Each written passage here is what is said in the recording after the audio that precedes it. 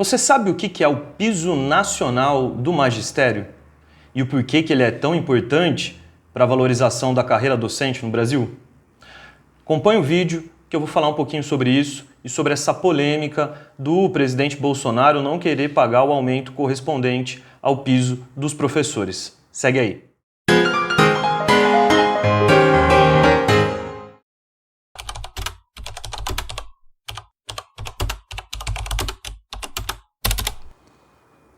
Bom, gente, o Piso Nacional do Magistério é uma política pública que foi instituída por meio da Lei 11.738 de 2008, durante o governo do ex-presidente Lula e sob a gestão do ex-ministro Fernando Haddad no Ministério da Educação. A Lei 11.738, a Lei do Piso Nacional, ela tem por objetivo, em primeiro lugar, corrigir as inúmeras desigualdades, principalmente salariais, que existiam no nosso país com relação à remuneração dos professores. Estados que arrecadavam mais pagavam mais para os professores, estados que arrecadavam menos pagavam menos aos professores e, como no caso de São Paulo, estados que arrecadavam muitas vezes muito, mesmo assim pagavam muito pouco para os seus professores e continuam pagando, como eu disse, como é o caso aqui de São Paulo.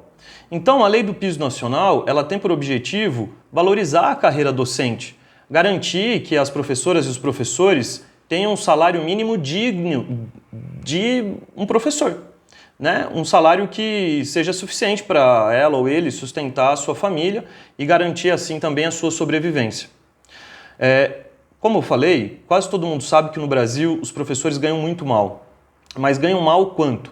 Para a gente ter uma noção, em 2016, o salário médio de um professor no Brasil era em torno de metade do salário médio dos demais profissionais com formação equivalente, com mesma formação acadêmica.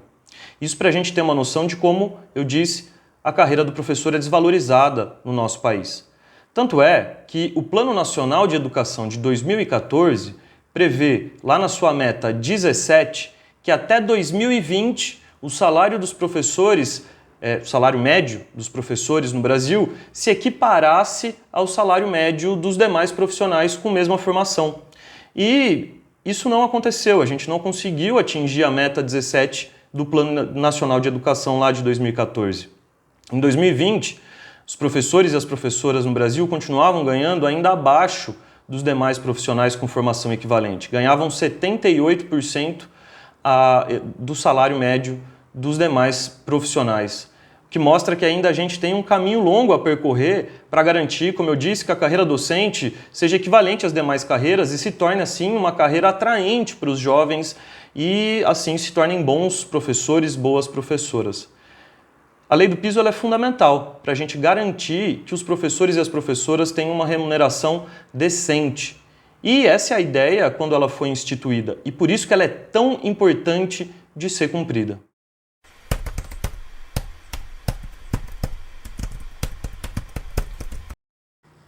Agora, como que a gente faz para calcular o aumento no valor do Piso Nacional do Magistério? Bom, para a gente calcular o aumento no valor do piso, a gente precisa lembrar que existe o Fundeb no Brasil. O que é o Fundeb?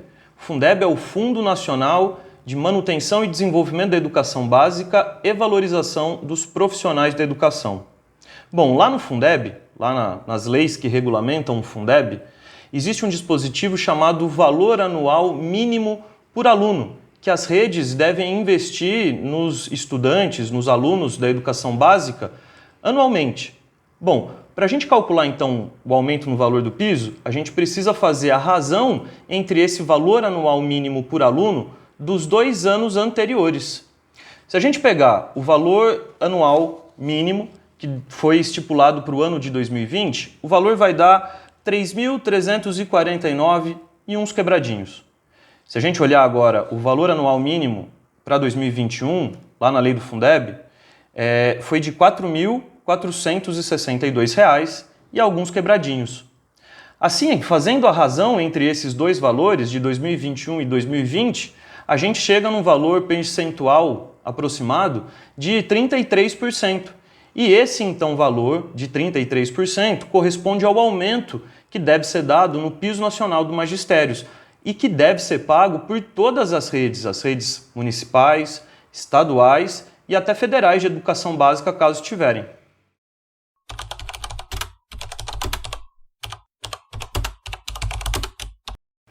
Bom, não há nenhuma previsão legal que garanta que o atendimento da lei do piso nacional do magistério seja, de algum modo, condicionado a qualquer tipo de manifestação por parte do MEC ou do presidente da República, que seja. Na verdade, a lei já está instituída e ela deve ser cumprida, como eu disse, por todas as redes, municipais, estaduais ou federais. O cumprimento da lei, o pagamento do piso do magistério, não depende da aprovação do MEC ou do presidente, a lei já existe.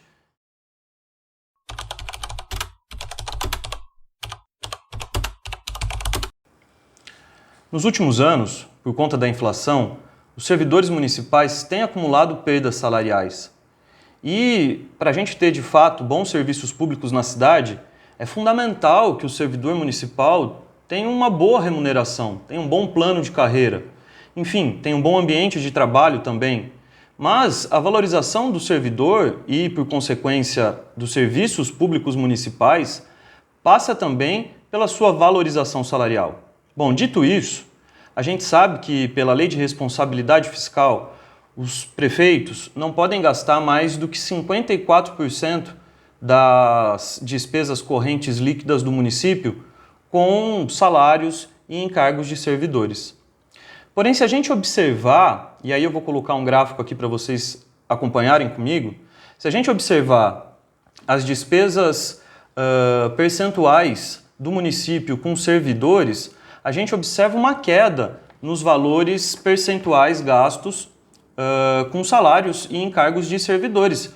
Tanto que em 2013 esse percentual era de 53,69%, né, das despesas correntes líquidas do município de Amparo, que eram gastas com salários e encargos de servidores, e em 2020 esse percentual caiu para 47,99% das despesas correntes líquidas do município, como eu disse, gastas com salários e encargos de servidores. Além disso, e agora vou colocar mais um gráfico para vocês poderem acompanhar comigo, se a gente observar os valores das receitas do município de Amparo ao longo dos anos, no mesmo período de 2013 a 2020, a gente observa que as receitas tiveram um grande crescimento. E essa curva em vermelho que eu estou mostrando aí no gráfico para vocês. Se a gente observar também os valores, as despesas que foram nesse mesmo período, né, empenhadas com salários e encargos de servidores, a gente observa também um crescimento, mas um crescimento muito mais tímido do que se a gente comparar com as receitas do município nesse mesmo período.